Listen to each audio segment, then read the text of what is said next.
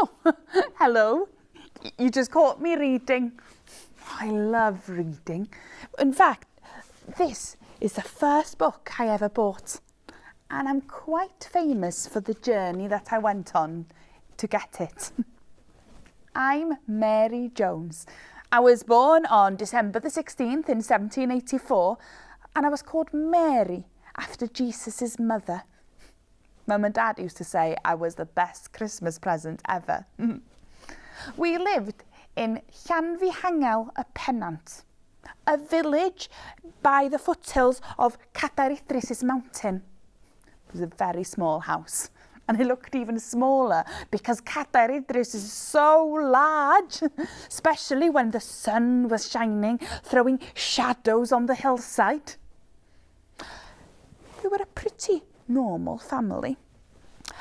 We would go to chapel like everyone else, and we'd grow potatoes and cabbages and carrots like everybody else, and we also kept hens like everyone else. Dad was a weaver, which means that he made fabric like this to make my skirt. Oh, Dad was such a gentle man.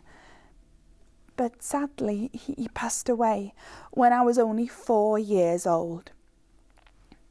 It was only Mum and I afterwards, and we'd do everything together, have so much fun together. We'd go to the chapel together. Mum and I were members of Capel Methodistiaid Calfinaidd yn Cwrt Abergynolwyn. That was a couple of miles away from our home, and we'd walk there and back every week. I loved walking and being out in nature. I'd see beauty everywhere, and I knew that I was a very lucky girl, and I'd thank the Lord for my blessings. And then, when we arrived home, we'd tell each other stories in the dark, because a candle was too expensive for us to have light every night. And anyway, we'd remember the stories, not read them, because Mum couldn't read. I started reading, however, when I was 8 years old, and that was once a week in Sunday school. But I'm sure that I'm not as good at reading as you are, because I had no books at home. And how was I supposed to practice reading if I didn't have a book? The book that I really wanted was the Bible. Because for me, the Bible is the best book in the world. It's God's book. And by reading the Bible, I could be close to God all the time. Just, I didn't have a Bible. I had to walk 2 miles to Mr. and Mrs. Evans's house in Capel Cwrt Abergynolwyn, because that's where I could find the nearest Bible. When I started to learn how to read, I saw nothing but squiggles. But slowly, with Mr. and Mrs. Evans's help, the squiggles turned into words, and words into stories. With Mr. and Mrs. Evans's help, I read about Mary, Jesus' mother, like me. Oedd, mair, mair. Oedd mair yn cadw'r holl bethau hyn yn ddiogel yn ei chalon ac yn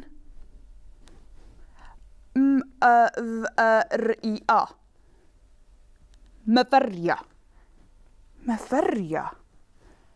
Myfyrio. To meditate. Well, what does that mean anyway? When I asked Mrs. Evans, she said that to meditate is to think about something for a really long time.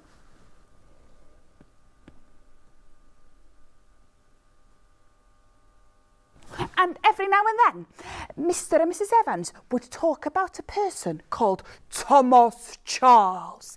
And they were always praising Thomas Charles.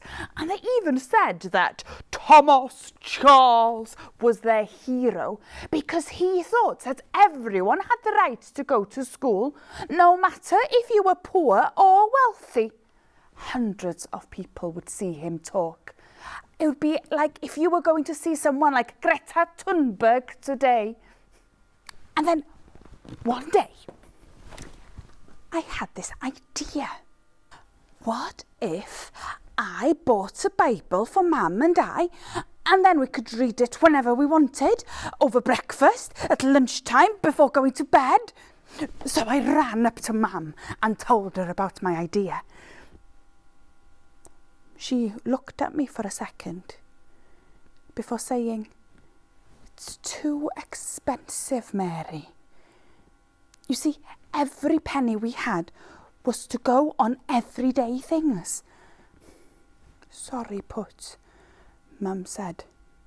"Oh, Mum, we have to get a Bible." "Well, I know then.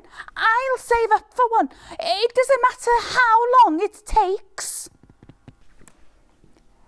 Back then, money was very different to what you use today. Our main coins were shillings and pennies, but these were old pennies, not like the ones you use today. Now, a Bible cost 3 shillings and 6 pence. Now, in 1 shilling, there were 12 pennies, which means that in 3 shillings, we're going to need to multiply the 12 with 3. There were 36 pennies. But remember, a Bible cost 3 shillings and 6 pence. So we're going to need to add another 6 pennies onto this, which gives us a total of 42 pennies. 42 pennies. How on earth am I going to make that sort of money? Well, there was only one thing for it. I'd have to work. I'd have to work and collect and save up every single penny by myself. To begin with, I washed and scrubbed people's floors.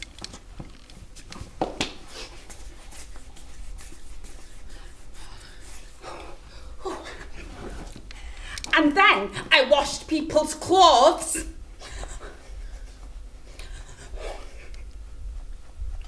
And then I dug people's gardens.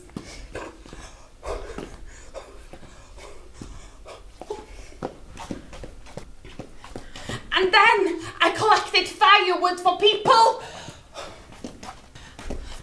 And then I ran errands to the shops for people. And then I helped the farmers collect the wheat at harvest time. And then I mended people's blankets. And it took me a full year to complete all of this work. But at the end of that year, I had made 1 penny, 2 pennies, 3 pennies, 4 pennies, 5 pennies, 6 pennies, 7 pennies.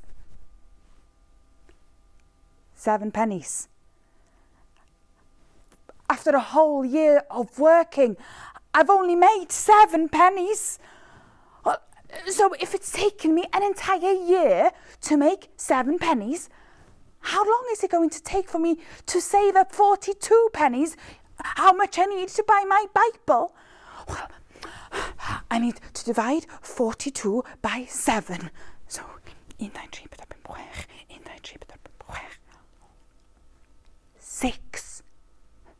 6 years of working. But, well, there's nothing else for it, is there? I'll have to carry on. I mean, I've got to try, don't I?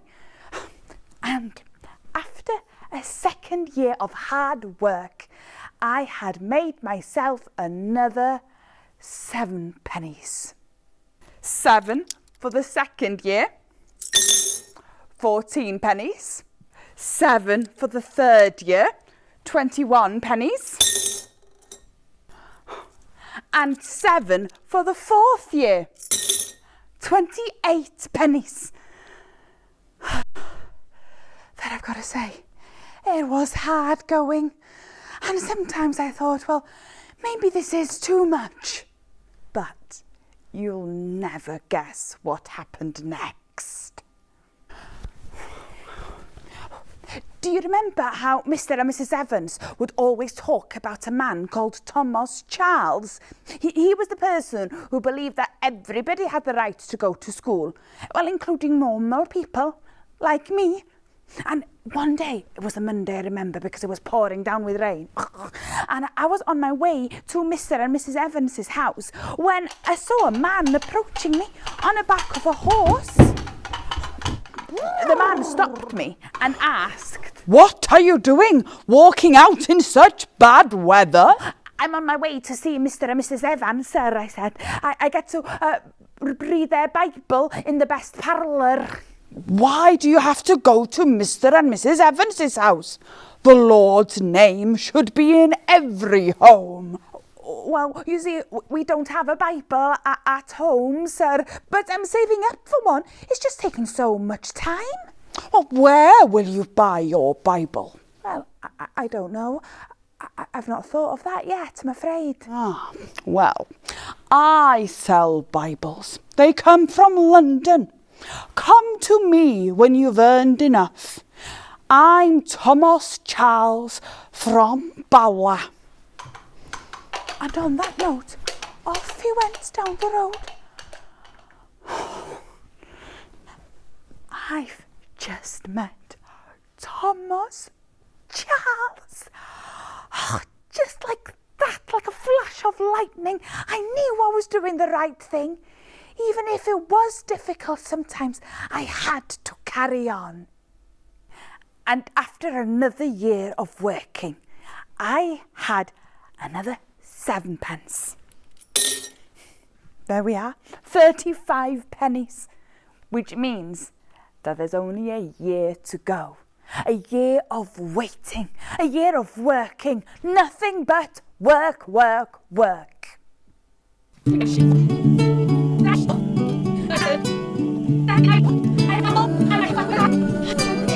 And after that final year of work, I had the last 7 pennies. 42 pennies. I have enough. I have enough to go to buy my Bible. All that was left to do was to go from home in Llanfihangel y Pennant to Bala, a journey that was 26 miles. And for me, there was only one way of doing it. I would have to walk all that way by myself. As I was about to leave the house, Mam stopped me and told me to take off your clogs to walk. "Why, Mam?" I said. "That's what shoes are for, isn't it? For walking." But you see, Mam was right. She didn't want me to ruin the only pair of shoes that I owned by walking all that way up and down the hills. So I had no choice but to do as Mum said. To take off my clogs and to walk barefoot. Bala, here I come.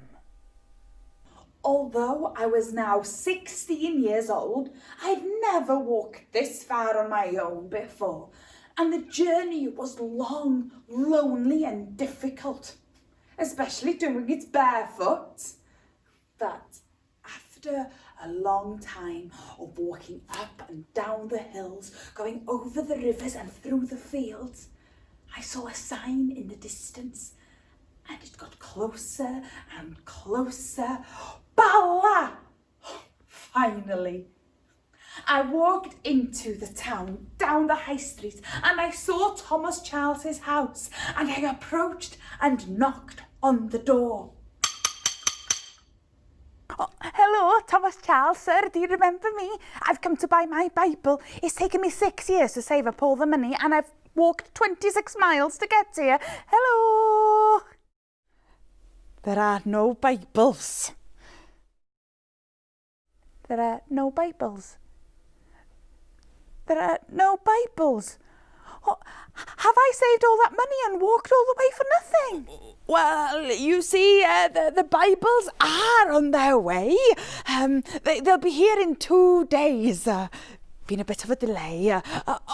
I know. Why don't you wait here until the delivery arrives? Or Mrs. Charles will be delighted to have you over.